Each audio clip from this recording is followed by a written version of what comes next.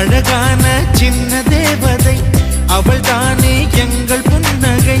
நாள்தோறும் இங்கு பண்டிகை, நம் வானில் வான வேடிக்கை. இதுபோல சொந்தம் தந்ததா இறைவாவா நன்றி சொல்கிறோம். உனக்கேதும் சோகம் தோன்றினா இங்கே வா இன்பம் தருகிறோம். சரவெடி போல் சேர்ந்து நாம் சிரிக்கலாம், அதிரடியாய் வாழ்ந்துதான் காட்டலாம். அழகான சின்ன தேவதை அவள் தானே எங்க